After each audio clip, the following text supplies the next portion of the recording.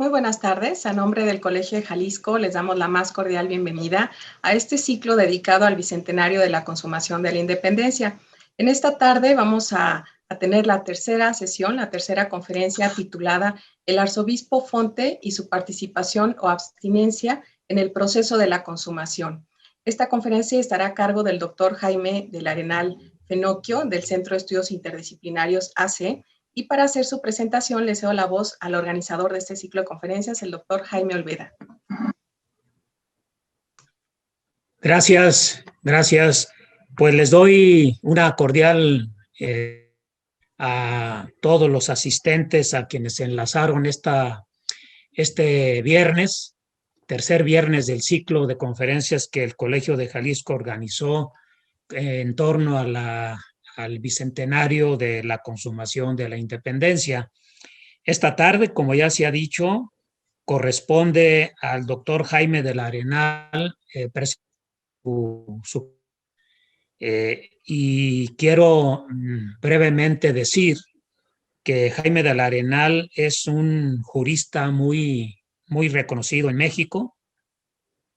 Es un historiador del derecho que ha publicado varios trabajos, varios artículos en algunos centros de educación del derecho. Es en España y entonces tiene una trayectoria muy interesante y muy variada, y es autor de un libro que yo creo que ya es clásico referente a este periodo de la consumación de la independencia, que se titula Un modo de ser libres, publicado por el Colegio de Michoacán en el año de 2002, pero ya ha tenido. Y además tiene otros libros de periodo tan interesante que en este año varias instituciones ya lo están abordando, y me parece que ha una gran difusión el tema y está cobrando mucho interés. Por último, debo decir que Jaime del Arenal es actualmente director del Centro de Estudios Interdisciplinares, asociación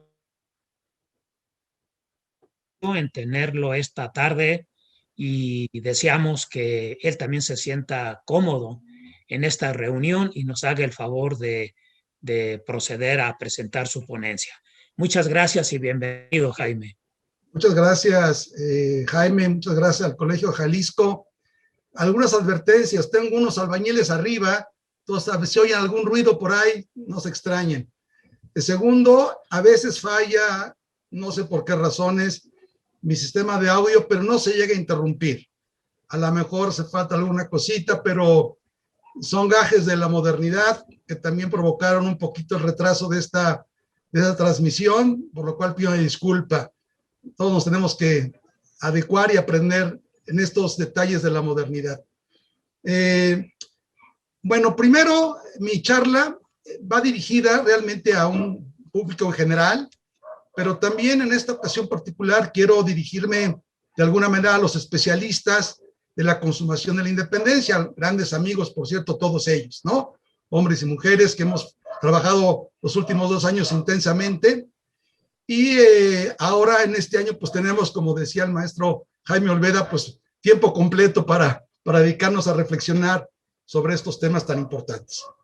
Yo me he dedicado al estudio de las constituciones, de la historia jurídica, de la consumación, de Plan de Iguala, y ahora siguiendo este mismo periodo, pero cambiando de alguna manera la temática, me he dedicado también por cuestiones profesionales al estudio de la iglesia en la consumación, y particularmente de la figura del arzobispo Fonte. Quiero advertir que esta plática es muy preliminar, no es una etapa conclusiva de un tema que yo he investigado hace mucho tiempo, ¿no? Al contrario, más bien es el inicio de una investigación más profunda, plantear de alguna manera una hipótesis con base en el examen de las fuentes curiosamente de Fonte, ¿no? De las fuentes sobre Fonte. Entonces, mil disculpas, no vean que es una cuestión acabada, yo también tengo todavía muchas dudas, pero para eso está la investigación, para plantearlas con todos ustedes. También quiero referirme a la plática que nos dio Rodrigo la semana pasada. Él hablaba de las continuidades y hablaba también de los cambios, obviamente, porque la historia son continuidades y cambios, pero también hablaba de la institucionalidad, ¿no? Me acuerdo que dijo los ayuntamientos, las diputaciones provinciales, hubo cortes, pero también permanencias, ¿no? El ejército realista, en fin. Bueno, pero sin duda, la institución por excelencia que mantuvo una continuidad sin ninguna interrupción a lo largo del periodo insurgente fue la Iglesia. Porque inclusive el propio gobierno virreinal cambió, ¿no? Hubo un virrey, luego hubo un jefe político superior, luego otro virrey, luego un jefe político superior, hubo diputaciones provinciales, no hubo diputaciones provinciales, hubo ayuntamientos constitucionales, ya no hubo ayuntamientos constitucionales, hubo rey constitucional, hubo un rey absoluto, o sea, ni siquiera el aparato político se mantuvo estable. En cambio, la Iglesia Católica sí se mantuvo estable, ¿no? Tanto en España como, sobre todo, en la Nueva España y en América. Y quien le da esa continuidad precisamente son sus obispos, y particularmente el arzobispado de México. Es el único arzobispado que hay. El otro arzobispado está en Guatemala, ¿no? Un arzobispado que tiene 9 diócesis sufragáneas, ¿no? Y que se va a mantener así hasta la consumación de la independencia, sin cambio en la estructura institucional, aunque sí en las personas. Ahí lo que me interesa a mí es platicar sobre este arzobispo aragonés, ¿no? Pedro José Fonte y Hernández de Marabatía, que viene a representar, a mi modo de ver, la culminación de lo que se llamó el regalismo ilustrado en la Nueva España, los obispos ilustrados. Esta figura de Fonte ha sido abordada, yo diría que en forma polémica, pero con pocas bases de estudio y con muchos equívocos. ¿Por qué? Porque efectivamente su figura es polémica porque simplemente no reconoció la independencia de México, no se le pegó la gana a reconocerla, y no solamente eso, sino que se fue del país, ¿no? Y no solamente se fue del país, sino que no renunció hasta 2 años antes de su muerte, año y medio antes de su muerte, a la arquidiócesis de México. O sea, se quiso quedar como arzobispo prácticamente hasta que murió. Y esto le ha provocado, y le seguirá provocando, pues muchas críticas. Pero ha sido poco trabajado documentalmente. No hay grandes estudios sobre el arzobispo Fonte. Faltan estudios que lo vean con mayor profundidad y con mayor extensión documental.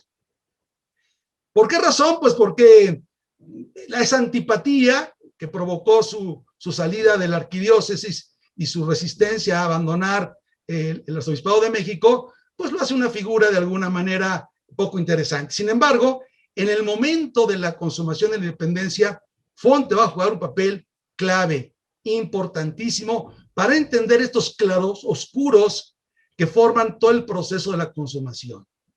Aquí hay una tesis muy sabida, muy propia de la historia oficial o la historia, como le quieran llamar, ya no sé cómo llamarle, pero esa historia que aprendimos todos del PRI, ¿no? De esa historia de libros de texto gratuito de hace 30 años, ¿no? O 40 años, o al menos cuando yo estudié, esa historia oficial. Que la consumación de la independencia había obedecido a un movimiento reaccionario en favor de la Iglesia Católica, punto. Esa es la tesis. Y añadida a esta tesis, particularmente para beneficio del alto clero, ¿no? Y es que, acordémonos que la otra tesis de la historia oficial es que en la época de la insurgencia había habido un rompimiento entre el alto clero y el bajo clero. Muy marxista la visión, ¿no? O sea, bueno, sabemos hoy perfectamente que el alto clero prácticamente todo estuvo al lado de los grupos realistas, pero que el bajo clero se dividió y la mayoría del bajo clero se mantuvo adicto a la corona española, ¿no? Conocemos también muchísimos casos, principalmente con Hidalgo y con Morelos, de un clero bajo o mediano que estuvo en la insurrección.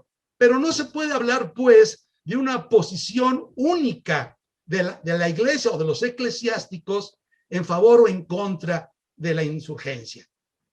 Sino a nivel de obispos, pero sí de algunos canónigos o de algunos gobernadores de Mitra, sabemos que mostraron su simpatía clara por la independencia desde el principio. Entonces, por favor, no ver las cosas blanco y negro, como nos malenseñaron a ver este proceso de la consumación de la independencia.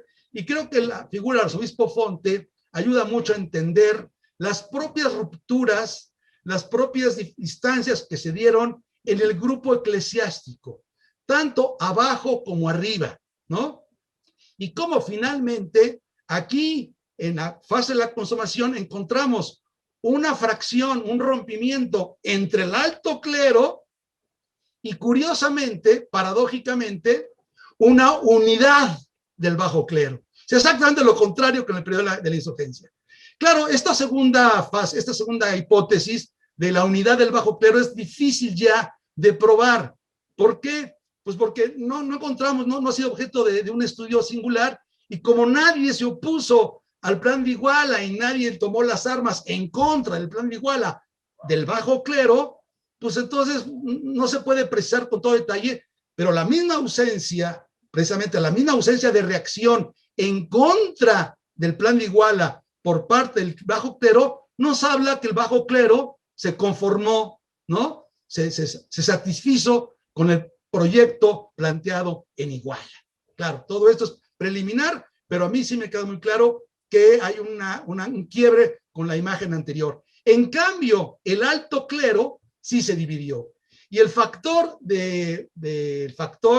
que disona, que no consona con el resto de los obispos, es curiosamente el único arzobispo, ¿no? El arzobispo primado de México, que es Pedro Fonte. Entonces, no es poco que el arzobispo de la arquidiócesis se oponga a la independencia, no es poco, mientras que los obispos sufragáneos acaben reconociendo la independencia. Entonces, esto es interesante para ver. Primero, quiero también partir de los juicios. Pedro Fonte ha sido objeto de varios juicios. El primero, quizás, en indicar juicios adversos es Francisco Sosa, en el episcopado mexicano. Luego también Trinidad Basurto, en 1910, 1911, publicó un artículo también donde lo cuestiona Ángel María Garibay, David Brading y Carlos Cerrejón. Carlos Cerrejón, que no se ha metido a él, pero que ojalá lo haga para seguir avanzando en estos procesos del conocimiento de nuestros obispos mexicanos, o cuando menos arzobispos de las diócesis mexicanas. En el prólogo a los procesos de Morelos, un libro señero, un libro fundamental para quien se quiera acercar a la vida jurídica que rodeó a Morelos, sobre todo en su fase final, la fase que lo condenó a su muerte, dijo, por lo mismo y por su carácter intrigante, resulta ser un personaje clave y casi desconocido en el proceso de represión y emancipación. Esta frase de intrigante no le gustó a uno de los últimos estudiosos de Fonte, que es el español Emilio Martínez Alvesa, que ha publicado un libro señero, editado por Porrúa, sobre liberalismo e iglesia, editado por Porrúa, extraordinario libro, y luego ha estudiado también la renuncia que hizo, el proceso de renuncia que hizo Fonte en el año 37.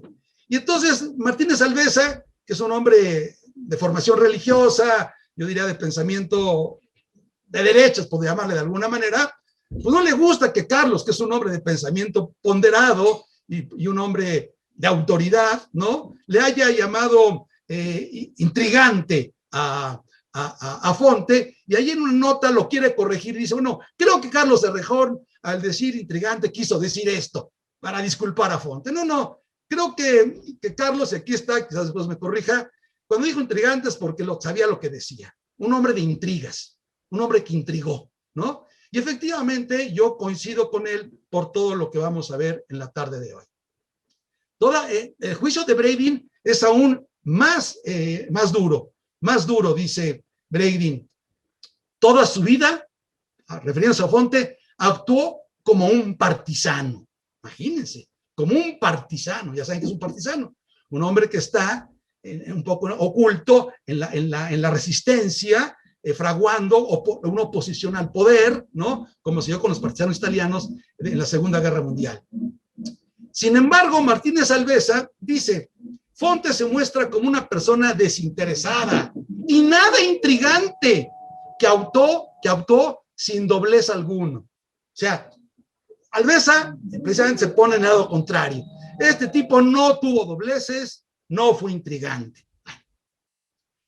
Bibliografía sobre Fonte, pues ya hemos visto, hay una bibliografía que se refiere a él, no directamente, pero son los clásicos, ¿no? Bravo Ugarte, el padre Alcalá, el padre Medina Asensio, los doctores Peren Memen, Gómez Cirza, Ana Carolina Ibarra, la doctora Cristina Gómez, de alguna manera se han ido acercando poco a poco al estudio de la Iglesia en México en la fase de la consumación, Marta Eugenia García Ugarte, ¿no? Pero ninguno le ha entrado directamente a Fonte, excepto últimamente estos autores que les voy a mencionar. Directamente y últimamente se han dedicado a él en el año 68, un español, Francisco García Alcón, que en la revista Teruel, que es una revista de la Diputación Provincial de Teruel allá en España, que ya conseguí, pero que no he podido ver, ¿no?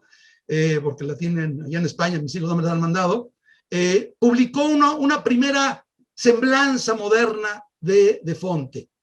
Pero en el año de 81, este sería importante, José Martínez Ortiz, en la misma revista Teruel, pero la de 81, publica las memorias de Fonte. Lo que puedo llamar las memorias, los apuntes biográficos, que van a ser el meollo de esta plática. Fíjense, desde 81. Y sin embargo, que yo sepa, nadie en México desde 81 hasta el día de hoy ha manejado las memorias de Fonte. Nadie. Bueno, en 2014, Luis Navarro García publicó un libro que se llama El arzobispo Fonte y la independencia de México.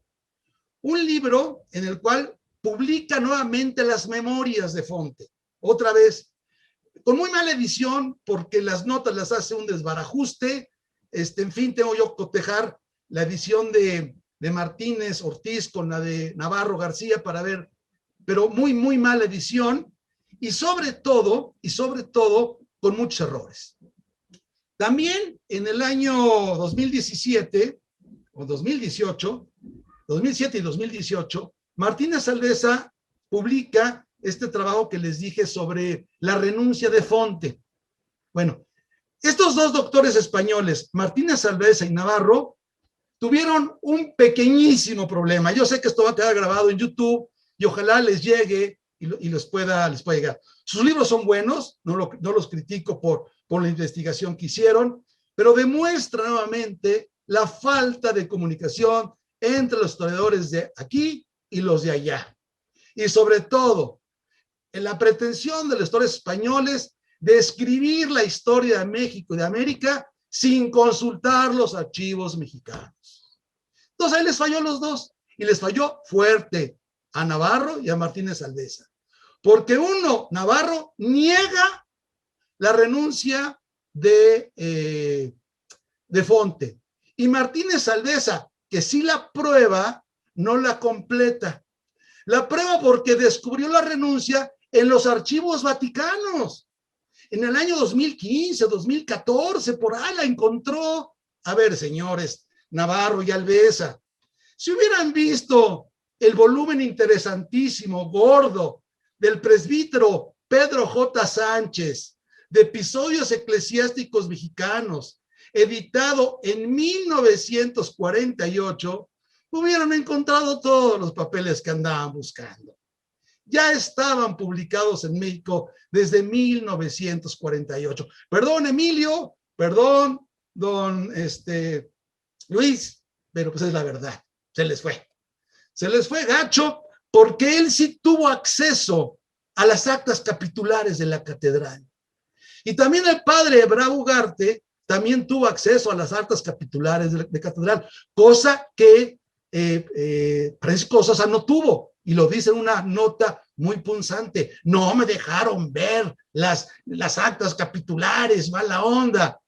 Platicando este tema con mi gran interlocutor, que es mi amigo y en buena parte colega, y también en muchas cosas maestro, Alejandro Mayagoitia, me decía, es que Sosa era masón. Y entonces en ese momento, el que estaba encargado en el archivo de las salas de la catedral, pues no lo dejó verlas. Pero sí las vio el padre Ugarte y sí las vio el padre Sánchez. Y desde el 48 están publicados esos documentos, que realmente pues evitarían las conclusiones a las que llegó tanto uno como el otro. Entonces, dicho esto, son los antecedentes bibliográficos. ¿Cuál es el mérito de la plática mía del día de hoy? De alguna manera, decirles llegarles a una idea. Ese momento, esta charla de hoy, es la primera vez que realmente se reflexione sobre la figura de Fonte con las fuentes que tenemos, con el conjunto de fuentes que tenemos y que tenemos más accesibles, tanto de España como de México. O sea, nadie las ha cruzado. Es la primera vez que las podemos cruzar. Entonces, en ese sentido, esta charla de hoy, pues de alguna manera es novedosa, es enriquecedora y es original. Bueno, estamos ante la figura de la iglesia, sí. Mi tema no es la iglesia, mi tema es Fonte. Pero ¿quién es Fonte? Fonte es la cabeza de la iglesia en América debajo del virrey. Esto hay que decirlo. No es la suprema cabeza de la iglesia en la Nueva España. Es la segunda cabeza de la iglesia, porque el vicepatrono es el virrey, porque hay un patronato. El jefe de la iglesia en América es el rey español, no es el papa. Hay un regalismo. Y en ese sentido, el mejor experto en regalismo que yo conozco, que es mi buen amigo Alberto de la Era, lo dice en el prólogo al libro de Navarro, dice, aquí no hay discusión. El caso de Fonte es el caso más acabado, más logrado de regalismo. Pero ¿qué es el regalismo? En el fondo, ¿qué es el regalismo? Muy sencillo para que no se hagan bolas. A ver, la iglesia en América, sus derechos, sus privilegios, sus facultades, ¿devienen del Papa o devienen del rey? Punto. El patronato mismo, el patronato es una regalía del rey o es una concesión del Papa. Eso que en el siglo XVI era claro que era una concesión del Papa, a partir del siglo XVII y sobre todo en el XVIII se entendió como regalía del rey. No es que el Papa le haya dado, le haya concedido, le haya permitido, le haya beneficiado. No, son derechos del rey. Esto es muy importante. Una gran diferencia. Son derechos del rey. Y eso es lo que se va a manifestar en el siglo XVIII y sobre todo a principios del XIX. Porque quitemos la palabra rey y pongamos la palabra Estado. Porque eso va a ser el gran problema del conflicto del siglo XIX y del siglo XX. Si Fonte se va a oponer y va a determinar que no se hereda el patronato en Iturbide, que ha cesado el patronato con la independencia el 27 de septiembre, el 28 de septiembre de 21, ¿no? Lo que no está dando cuenta es que está subrayando el hecho de que ese derecho del patronato es del monarca español como jefe de Estado. Y el Estado mexicano, desde Iturbide hasta Juárez, ¿no? Van a querer que ese derecho sea del Estado, es del Estado, y no de la iglesia. Entonces, aquí hay un problema de derechos, de jurisdicción, de quién ejerce, de a quién pertenece en su origen ese derecho. Bueno, Fonte es el hombre que representa a marca cabal el regalismo en la Nueva España. Él es un funcionario del Estado. de la corona española. No es un funcionario de la iglesia. No es un funcionario de la iglesia. Y si le tienen que dar a escoger entre la iglesia y el Estado, primero está el Estado. Eso está clarísimo en sus documentos y en sus memorias, a un grado llevado al extremo, como lo dice de la Era y se demuestra en los documentos. Bien, esta función de este regalismo de Fonte, evidentemente lo va a llevar a tomar partido pues, en los conflictos evidentes que se van a dar entre 1808 y desde luego 1822, ¿no? Digo 22 porque es el año de la coronación de Iturbide, es el año que se consolida de alguna manera, frágilmente se consolida el imperio mexicano, digamos, se inicia a consolidar el Estado mexicano. Interesante esto, porque creo que anticipa ya esta polémica de Fonte con Iturbide, con el primer imperio, lo que va a ocurrir en las décadas siguientes, pero era explicable. Era explicable. Un obispo que se somete al Estado, al rey, ¿no? Y luego unos obispos en el siglo XIX que no se van a querer someter al Estado mexicano. Así de sencillo parece, aunque ciertamente el tema no es nada sencillo ni es lineal. Hay argumentaciones, hay problemas, hay conflictos, hay puntos de vista, etcétera. Pero la figura de Fonte anticipa mucho lo que va a ocurrir en el siglo XIX. Bueno, ¿quién es Fonte? Fonte es un aragonés, ojo, aragonés. Si es cierto, los que no conozcan España, sí es cierto que los aragoneses se caracterizan por tercos. Son muy tercos. Dentro del contexto español, son tercos, tienen fama de tercos. Bueno, pues Fonte es el principal aragonés que yo he conocido. Terco hasta el último minuto. Van a ver por qué al finalizar la plática. Es aragonés. Y también representa la presencia de aragoneses en ese momento, tanto en América como en España. El arzobispo Lizana, que es el que lo trae a México, el antecesor de Vergosa y digamos el antecesor también por supuesto de Fonte, es también aragonés. Y el ministro que lo va a apoyar para ser arzobispo de México, el ministro español, es Calomarde. Y Calomarde es aragonés. Y es un hombre muy, muy reaccionario, pero muy influyente y decisivo en la vida de Fonte.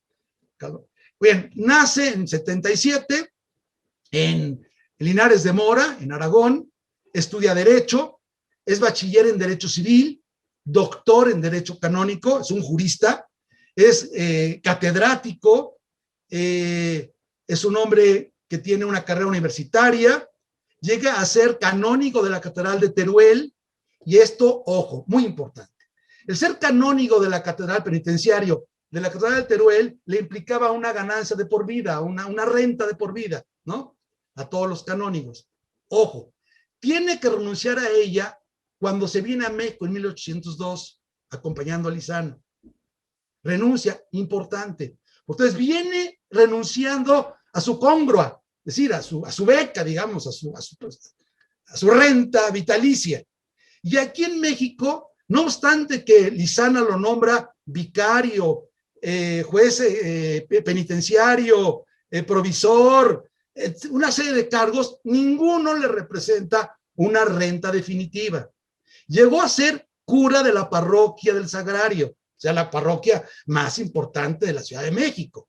Ni aún así se satisfizo nunca Fonte. Fonte siempre quiso, háganme un lugar en el cabildo de la catedral, quiero ser canónigo de lo que sea, pero manden, porque eso aseguraba una renta permanente.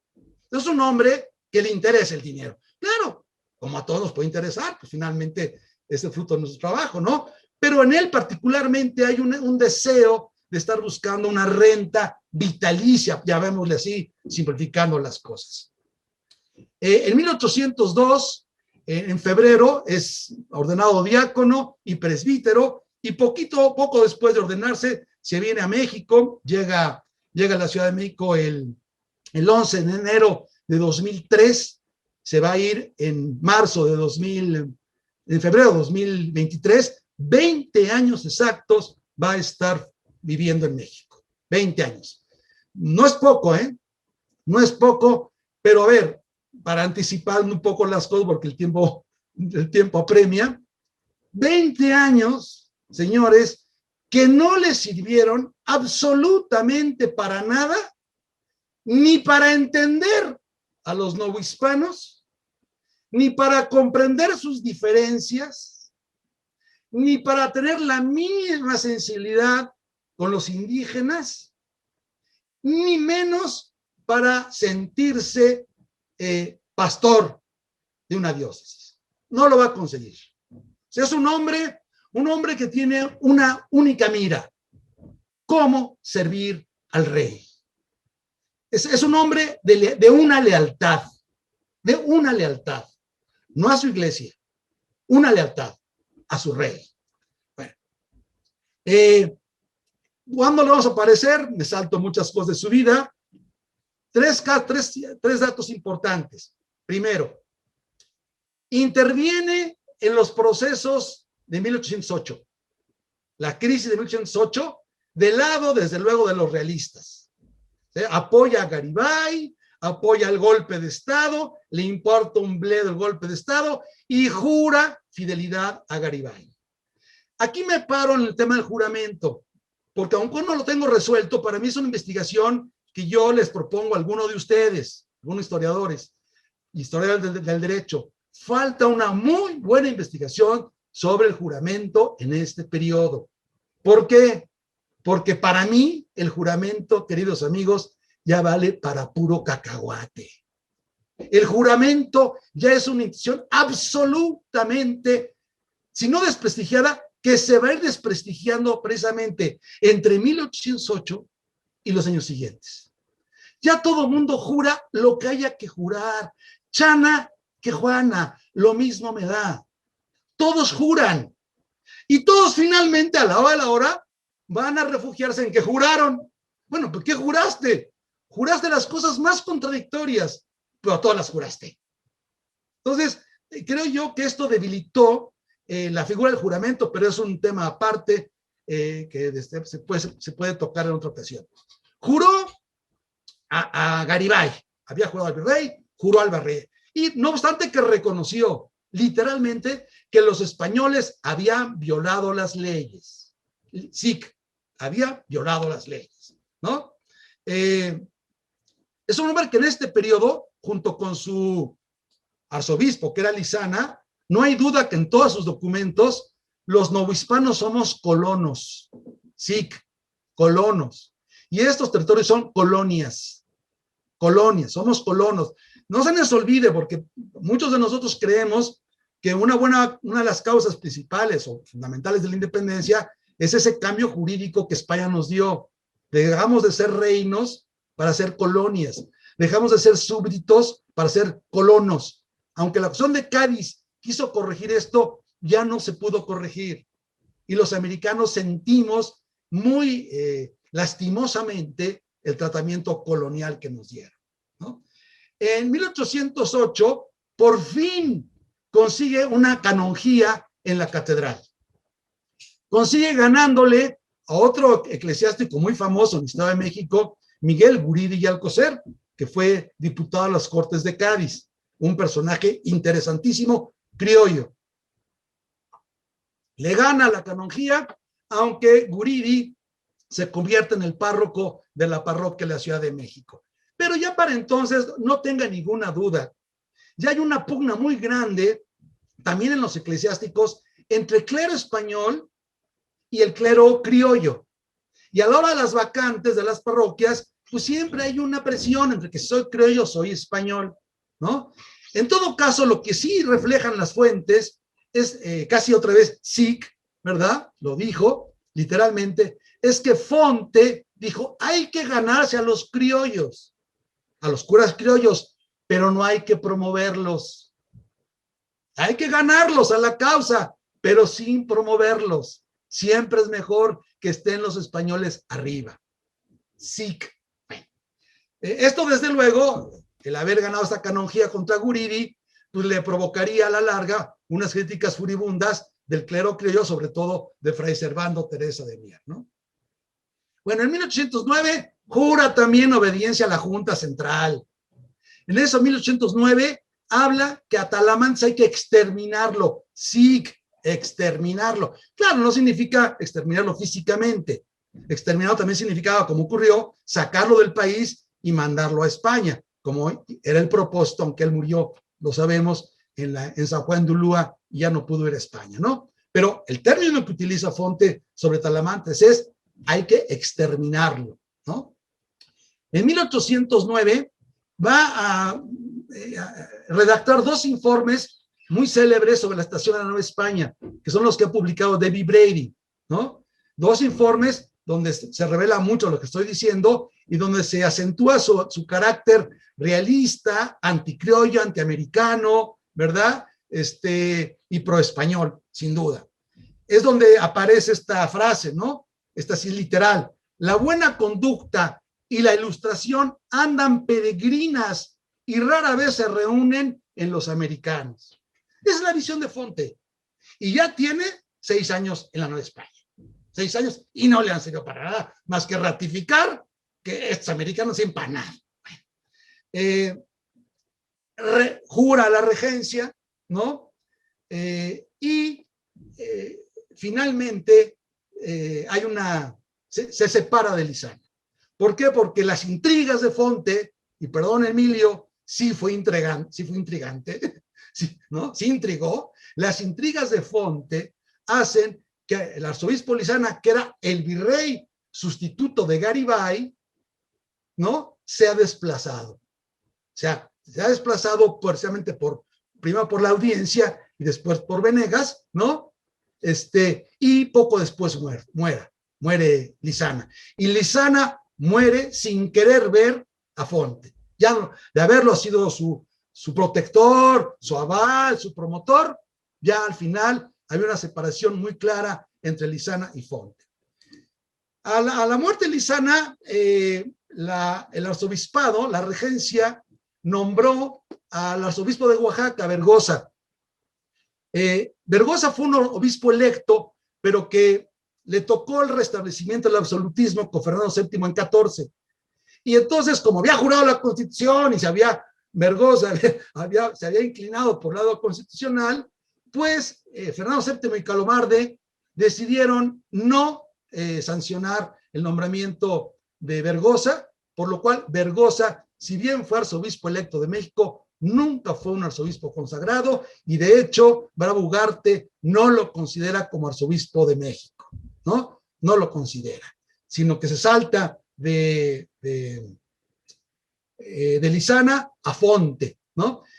Y lo oprobioso de este caso fue que le ordenaron a Vergosa consagrar a Fonte como arzobispo de México, ¿no? O sea, se la tuvo que tragar Vergosa, porque era el único obispo que podía hacerlo, lo consagra arzobispo de México y se regresó, como sabemos, se regresó a Oaxaca, estuvo ahí hasta 1817 y después ya se fue a España.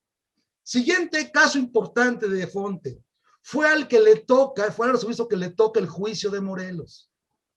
Los juicios de Morelos fueron dos, el de Jurisdicciones Unidas y el inquisitorial. Y aquí está Carlos Errejón y nos podrá dar toda una clase al respecto. Pero no hay duda, por los papeles, las fuentes que hemos consultado, que el juicio de Morelos, el de las Jurisdicciones Unidas cuando menos, que es donde intervino Fonte como arzobispo de México, esto lo van a entender los jóvenes y la gente del lenguaje moderno, y Carlos a lo mejor no lo entiende, pero después se los voy a explicar. Fue un auténtico performance.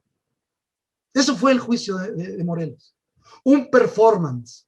Porque ya estaba decidido que lo iban a matar y por consejo y acuerdo de Calleja y Fonte dijeron no, hagámosle un juicio, juzguémoslo para darle celebridad, para darle una ejemplaridad, en fin, pero ya estaba clarísimo.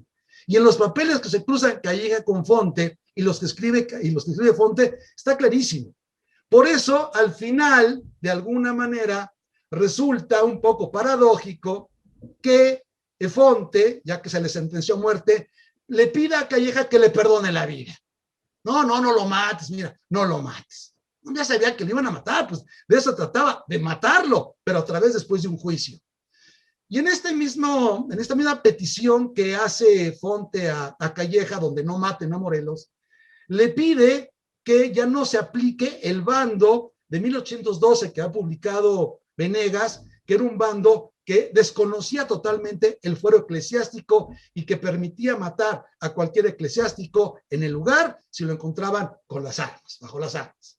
Entonces ahí eso sí consiguió Fonte que este bando, cuando menos se abrogara, ¿no? Pero no consigue evidentemente la vida de Morelos porque pues, él sabía y había señalado por escrito que tenía que morir Morelos.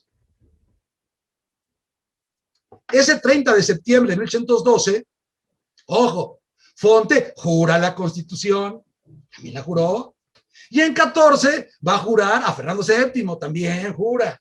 Y en 1820 va a jurar otra vez la Constitución. O sea, es un hombre que va a jurar todas las que le pidan, excepto una, la más importante. Para la historia de la Iglesia en México, para la historia de la independencia y para la historia de México. No juró la independencia de México. Todas sí, excepto esa. Porque estuvo inclusive juró inclusive, o si no juró, él le dio el bastón de mando personalmente a Novella, el penúltimo capitán general de la Nueva España, el virrey Espurio, ¿no? Cuando ya Novella quería renunciar, no se vaya, señor Novella, aquí está el bastón de mando. Y si eso no es un juramento, no sé entonces qué más símbolo de lealtad se puede demostrar. Bueno, por fin lo tenemos ya consagrado en 1815. Calomarde ha hecho todo lo posible, lo ha conseguido, ha buscado el arzobispado de México para uno de sus fieles y lo consigue en Fonte. Y allí, en 1815, después de juramentar, digámoslo, jura defender la regalía del patronato. Ojo, ¿qué es jurar la regalía del patronato? Lo que ya les dije hace un momento. Jurar, finalmente, la supremacía del rey sobre la iglesia. Y él es un hombre de la corona, no es un hombre de iglesia. Es el arzobispo, no sé si el más joven, pero sí es de los más jóvenes arzobispos de México, 38 años. Y otra característica. No obstante sus 38 años, y creo que mi amigo Mayagote tiene razón, tenía o una tendencia a somatizar o una verdadera excusa en la salud. Porque el señor Fonte siempre se enfermaba, particularmente cuando había que tomar decisiones, cuando había que estar, sus múltiples achaques, palabras de él, lo impedían estar. Siempre es un hombre que se esconde en sus achaques y en sus enfermedades. Pueden ser ciertas. A mí me provoca siempre una interrogante, ¿cómo se puede explicar una enfermedad, que nunca digo qué enfermedad tiene, que lo mismo le hace recibir 2 meses en Cuernavaca, que ahora 3 meses en el Valle del Lerma y de Toluca? No entiendo. A mí de niño, como hay una gran medicina, me decían que los cambios de temperatura siempre son muy malos. El señor encontraba en el calorcito de Cuernavaca, como en el frío y en el aire, en las heladas de Toluca, los remedios para su salud. Pero siempre lo vamos a encontrar, no puedo meterme a detalles, no es una charla general. Voy avanzando porque vamos muy rápido. En fin, bueno. En todo este periodo que va de 15 a 20, Fonte se convierte en uno de los principales defensores del regalismo, de los derechos de Fernando VII, del absolutismo, etcétera, etcétera. Y aquí viene un dato interesante. En 1816, el Papa Pío VII, ya viejito, promulga una carta pastoral, la Brevi longissimo terrarum, aquellos que están muy lejos, ¿no? Donde pide a los americanos, a todo el continente americano, que obedezcan al rey. O sea, todos los rebeldes, sometas al rey, miren, regresen a la fidelidad de su monarca. El Papa agarra el partido de la monarquía española, punto, pocas palabras. Y esto de alguna manera a los fieles americanos, pues sí, los meten en un problema, ¿no? Porque el Papa está diciendo que sigamos al rey Fernando VII, ¿no? Pero quien comenta este breve apostólico, esta carta pastoral, de manera muy, muy acuciosa, es Fonte. Fonte, el 30 de enero, publica una carta pastoral, 24 de octubre de 16, ya está Podaca de virrey, hace una carta pastoral donde comenta el breve del Papa. Bueno, yo ya la leí, ya leí los comentarios de Martínez Alvesa, y aquí sí coincido totalmente con Martínez Alvesa. Martínez Alvesa la califica de, fíjense bien, el tratado mexicano del despotismo ilustrado. Es el tratado mexicano del despotismo ilustrado. Déjense del despotismo ilustrado, colegas y amigos. Es la manifestación en la Nueva España por parte del arzobispo Fonte del derecho divino de los reyes. No busquen otra cosa. Es el derecho divino de los reyes. Cuando uno lee esta carta pastoral y se acuerda de Pío IX, que en 1870, en el Concilio Vaticano I, se va a promulgar el dogma de la infalibilidad papal, dogma que hasta la fecha existe en la Iglesia Católica, el dogma de la infalibilidad papal. No se nos puede olvidar que cuando lee uno esta carta y lee uno la actitud de Fonte, para Fonte hay un dogma anterior. Dogma entre comillas, obviamente. Un dogma anterior. La infalibilidad del rey. El monarca, en esta carta pastoral, nunca se equivoca. Simplemente nunca se equivoca. Y siempre hay que seguir lo que él disponga. Aunque no nos guste, aunque no estemos de acuerdo, aunque vaya en contra, es el rey. Él no se equivoca. Es interesantísimo esto, y esto de alguna perfila a la personalidad de Fonte, ¿no? Llegamos ya a 20, no sé cuánto tiempo tenemos, pero en fin, ojo, una cosa que decía Rodrigo la semana pasada, esta base de permanencia, estos ayuntamientos que permanecen, la iglesia que permanece, bueno, no se olviden que las elecciones a los diputados americanos se tienen que hacer a nivel parroquial, o sea, y las instrucciones tienen que salir del virrey y del arzobispo, porque quien organiza las elecciones es el párroco. Entonces, vean ustedes este entramado entre iglesia y Estado que permanece y que le da cierta continuidad a las instituciones en este periodo. Bueno, ya voy a pasar directamente a 1821, que es muy interesante. Bueno, primero, jura la Constitución, inclusive establece la cátedra de la Constitución en el seminario, claro, lo dice, y para compensarla, creé la cátedra de Sagrada Escritura e hizo todo lo posible, y lo dice él, todo lo posible para que los decretos que estaban llegando de las cortes sobre jesuitas, regulares, monjes y órdenes hospitalarias y no ingreso a nuevas órdenes fueran, o sea, de la vista gorda, así lo dice, se fueran retrasando. Literalmente lo dice. Y empieza ya en la fuente que voy a utilizar a continuación, son finalmente las memorias que va a escribir en 1829, ya estando en España, que las escribió. Y aquí sí creo, amigos historiadores, que es de lectura obligada a leer este documento, para conocer 21. Es obligado. O sea, nos da unos datos, confirma, algunos los corrige, algunos nos revela datos muy, muy interesantes dentro de lo que ocurrió desde el 24 de febrero de 1821 hasta el 28 de septiembre.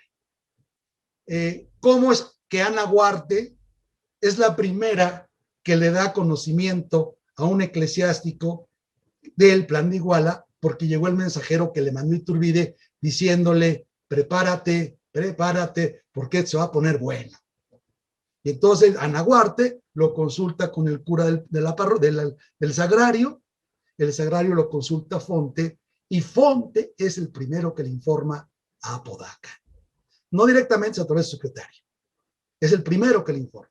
Una serie de datos interesantes que es necesario leer, menudencias, pero importantes, ¿no? Y que hacen ver que Fonte, bueno, desde febrero hasta que viene la juramentación de la Constitución y posteriormente hasta que viene O'Donoghue, se va a mantener siempre fiel a su discurso original. Manténganse fieles al rey, manténganse fieles al rey. No manténganse fieles a la Constitución, manténganse fieles al rey, ¿no? Dato importante, las memorias de Fonte, y aquí me voy a anticipar, me voy a apurar, nos permiten, quizás sean lo más importante para ustedes, como historiadores, nos permiten, si no confirmar, ratificar, ¿no? Ratificar, ¿no?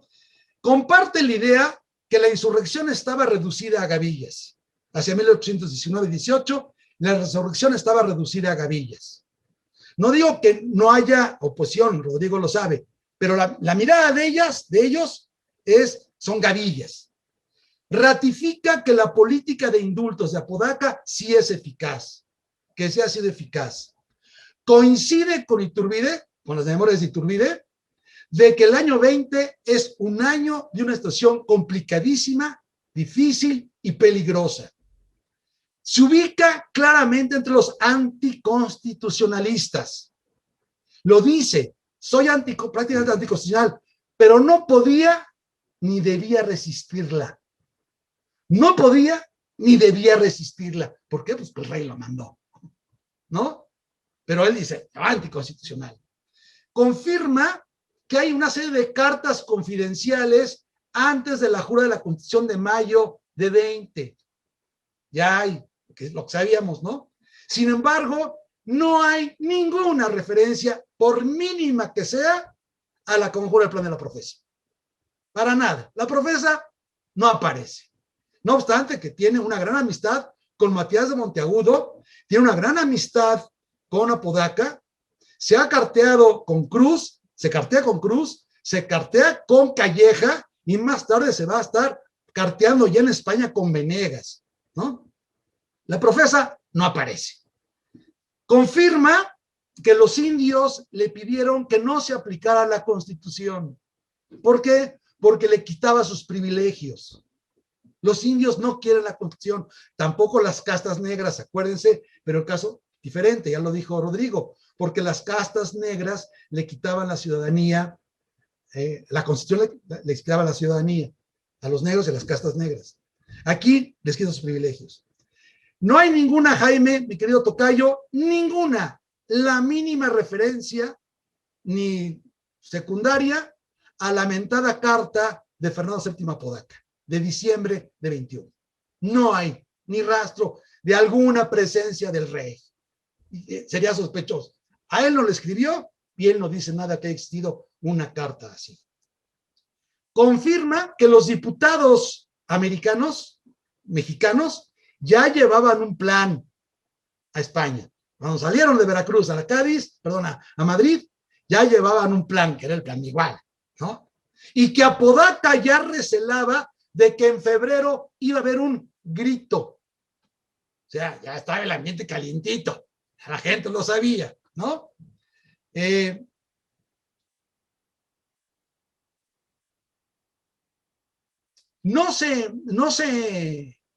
y aquí es de las actitudes más que nadie le cree, ¿no? No se enteró del proyecto para destituir a Apodaca.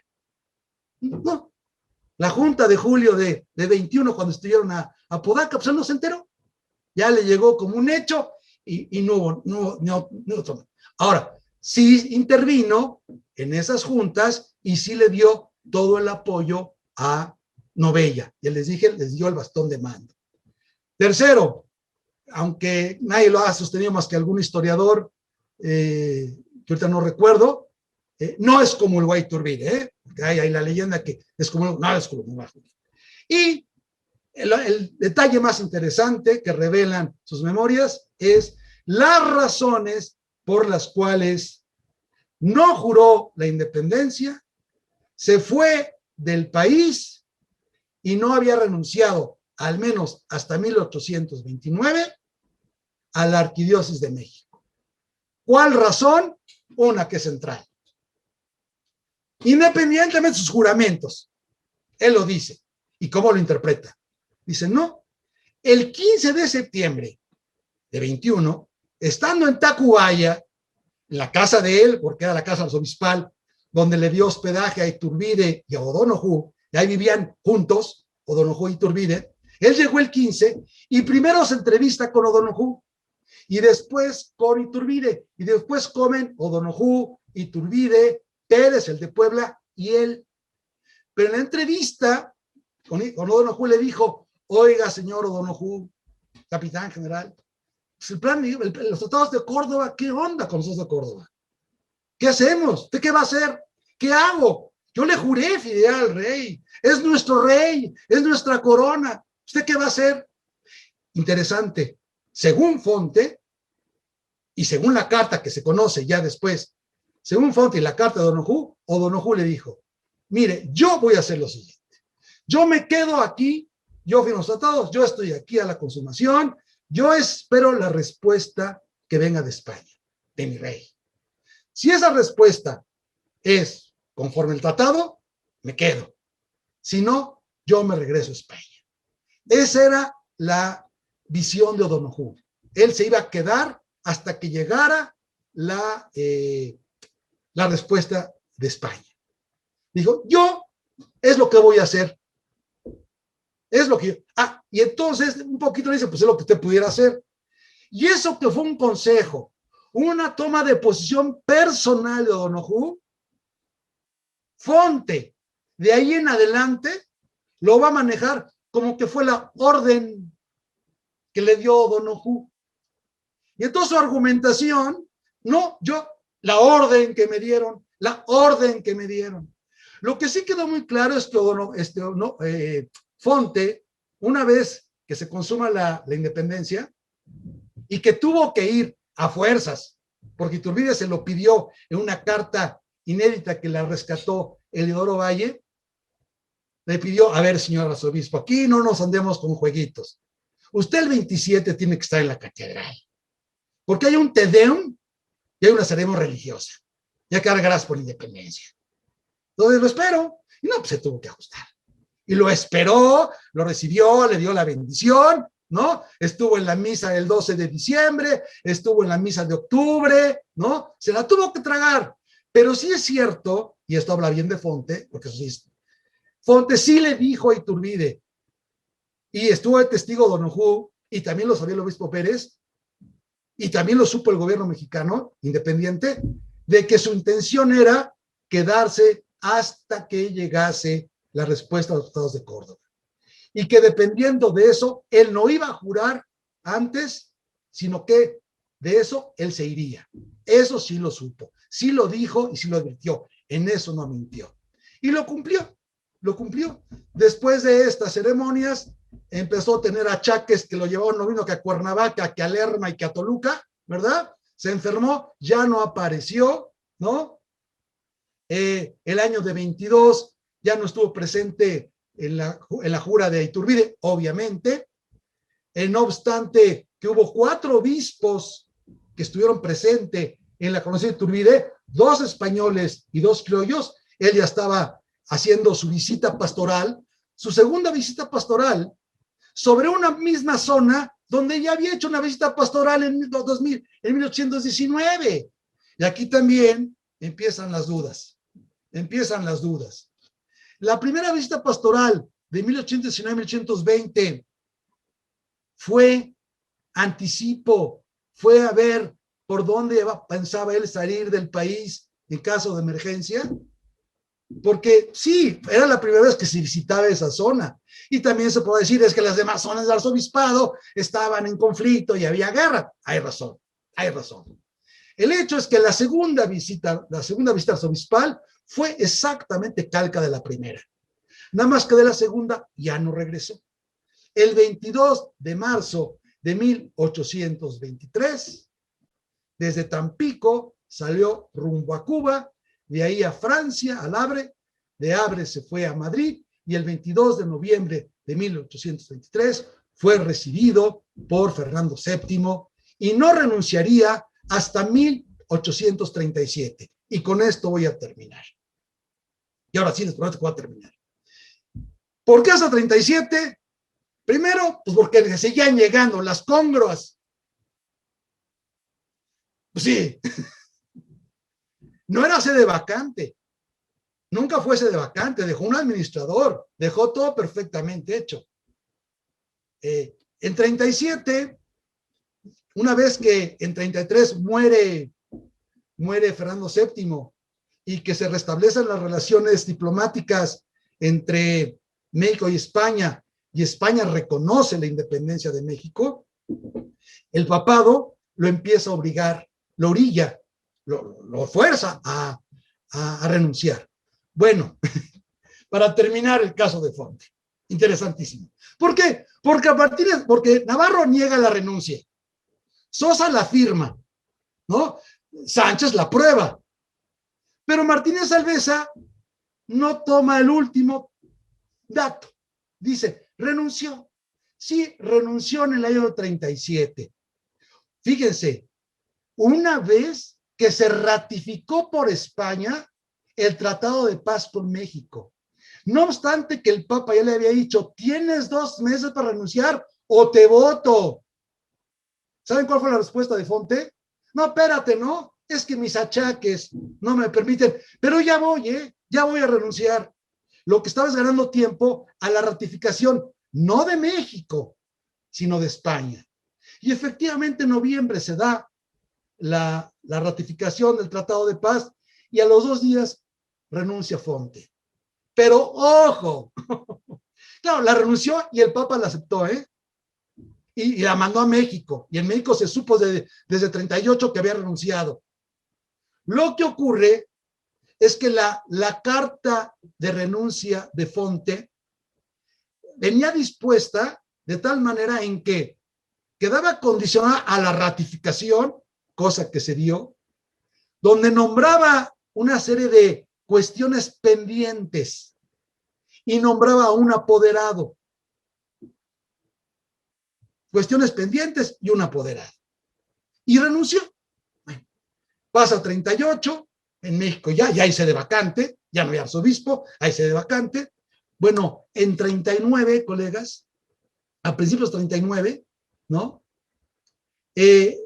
Porque le quitan sus congruas, entonces ahí está parte del problema, mis congruas, mis dietas, ¿no? En 39, el último escrito conocido de Fonte es, señores, yo sigo siendo el arzobispo de México, porque aun cuando yo le mandé la carta al Papa, él no me ha comunicado su respuesta. Y como no me ha comunicado su respuesta, yo sigo ostentándome y soy arzobispo de México. Y firma la última carta, Pedro, arzobispo de México. A los 2 meses, Fonte moría en Madrid.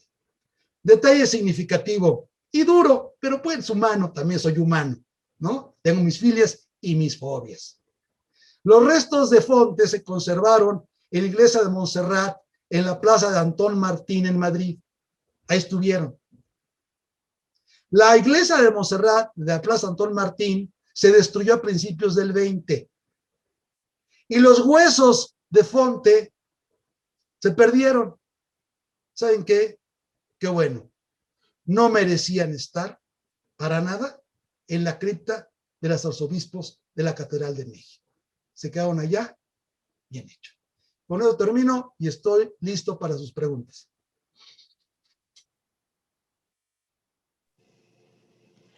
Muchas felicidades, doctor Jaime del Arenal, por su conferencia. Ha recibido muchas felicitaciones también del público que nos acompaña.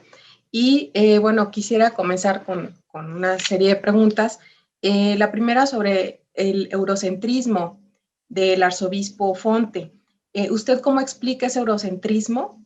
¿Cuál es su hipótesis? Y si hay testimonios escritos de Fonte tras su renuncia al arzobispado de México y antes de su muerte, también en este tono eurocentrista. Sí, sí, definitivamente. O sea, no eurocentrista, hispanocentrista, regalista. A veces no es bueno inventar tantos nombres, hombre. Si el nombre del regalismo es claro, pues sigamos, es un regalista, es un hombre regalista, es un hombre que apuesta por la regalía del Estado, ¿no? Aquí creo que Martínez Alvesa tiene una conclusión estupenda, ¿eh?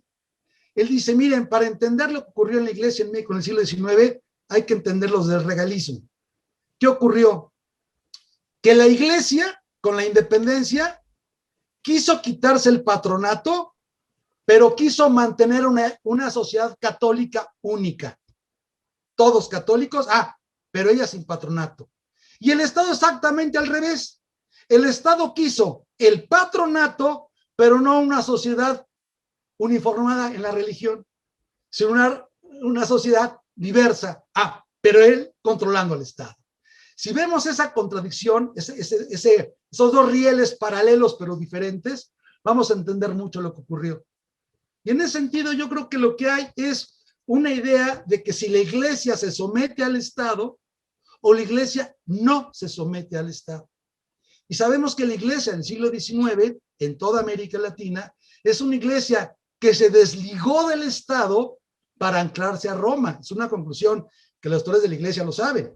La iglesia católica del siglo XIX en América es una iglesia pro-romana, mientras que antes era una iglesia pro-española.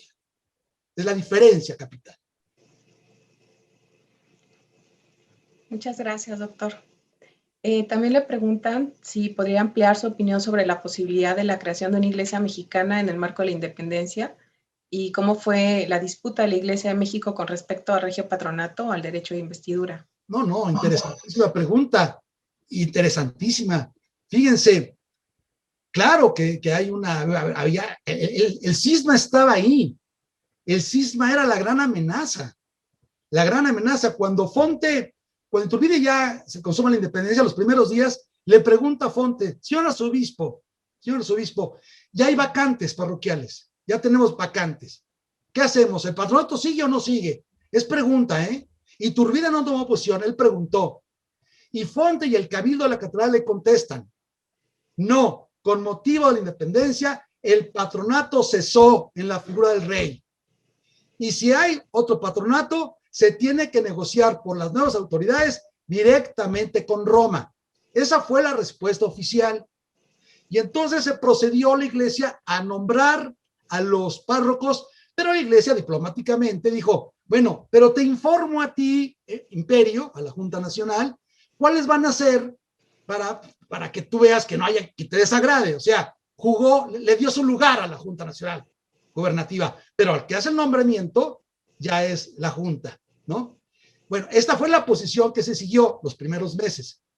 Sin embargo, yo he estudiado, y es parte de mi investigación sobre la Constitución, que a lo largo de todo el año 22, los diferendos con la iglesia van creciendo. Y el primer diferendo es que esta opinión que dio Fonte y el cabildo de la catedral contrasta con la opinión que dio José Manuel Herrera, que era eclesiástico, diputado constituyente en Apatzingán, insurgente y eclesiástico, y era ministro de Iturbide o ministro del imperio, más que de Iturbide, del imperio. Y la posición que establece José Manuel Herrera en sus alegatos es prácticamente el cisma. Es el cisma. No. Aquí el patronato sigue y aquí el Estado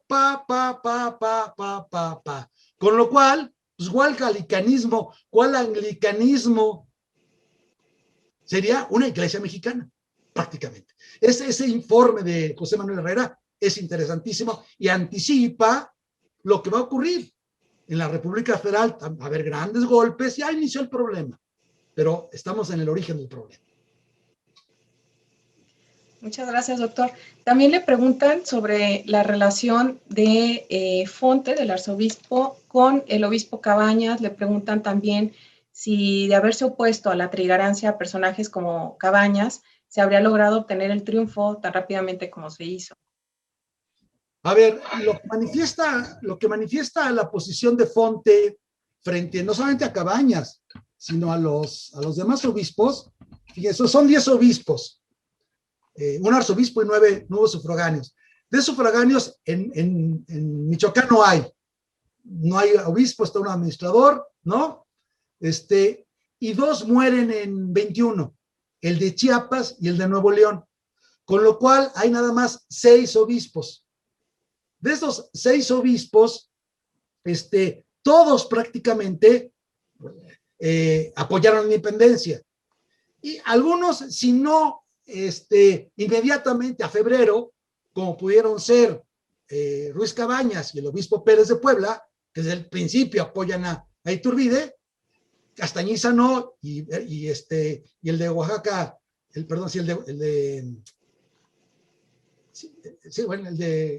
no me acuerdo, bueno, algún otro, al principio no, pero en el paso que va de febrero a septiembre la acabaron reconociendo, ¿no?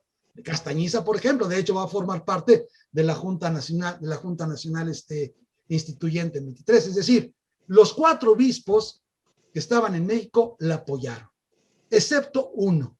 ¿Quién? El arzobispo de México. Entonces, ¿qué refleja esto?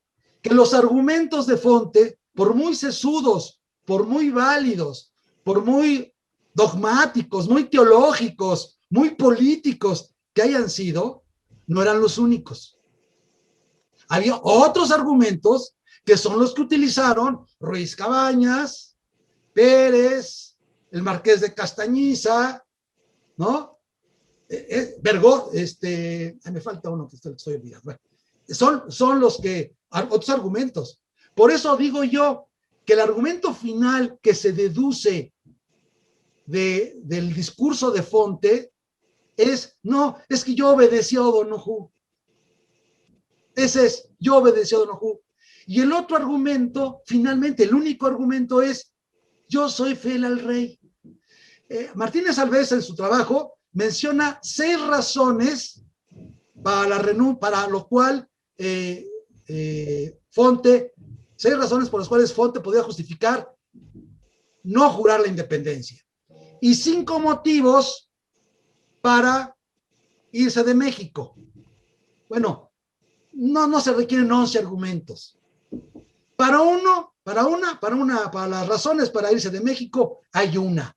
Nada más hay una. Los mexicanos no éramos simpáticos. Su rebaño le apestaba, digámoslo literalmente.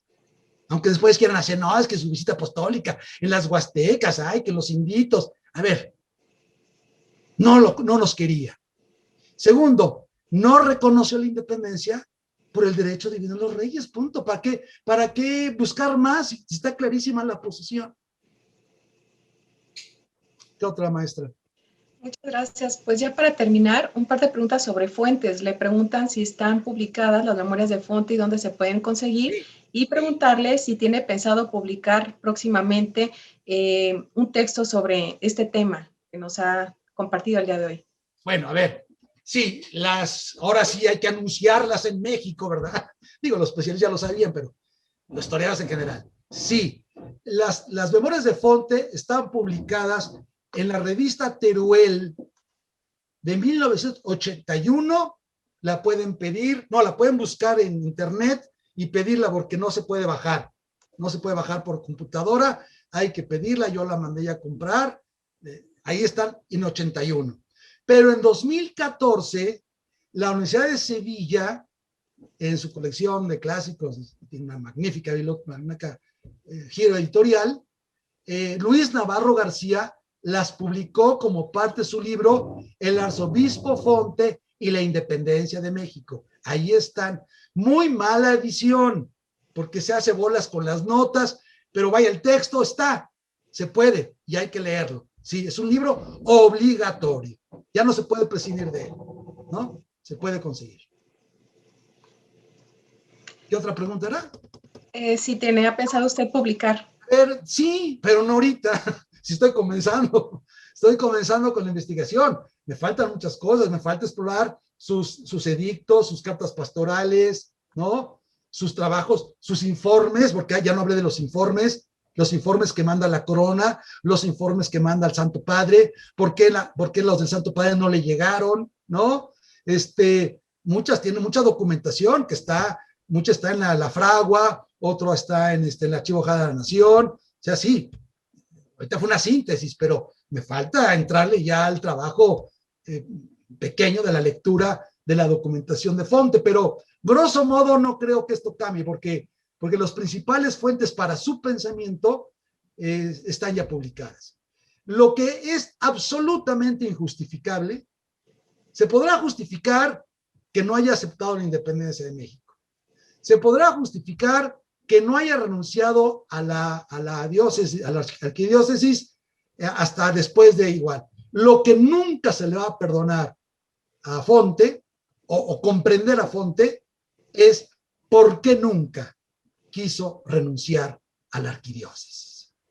Claro, la respuesta no es piadosa, Martínez Alvesa.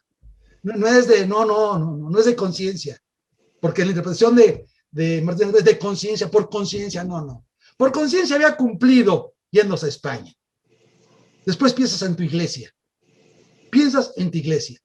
Y el daño que Fonte le hizo al no renunciar a la iglesia mexicana entre 23 y 39, porque repito, para él en 39 no había renunciado, o no se le había aceptado su renuncia, ¿no? Y era entonces arzobispo, fue mayúsculo. Y México lo pagó. El Estado mexicano, la iglesia mexicana y los mexicanos. El no haber renunciado. El de Oaxaca hizo exactamente lo mismo. El de Oaxaca se quedó en México hasta 27.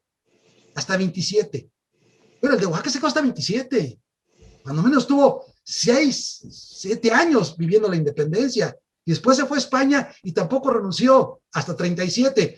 Pero él sí renuncia. Pero Fonte ni se quedó como el de Oaxaca, ni renunció. Y a su parecer, no le aceptaron la renuncia, como quien dice. Y como no le aceptaron la renuncia, yo seguía siendo el arzobispo de México.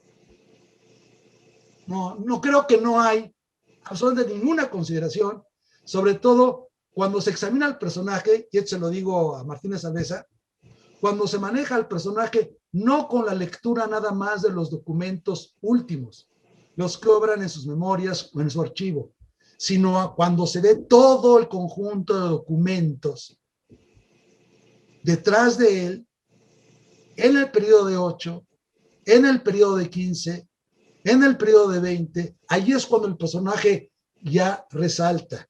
Y luego, cuando es beneficiado por la corona española.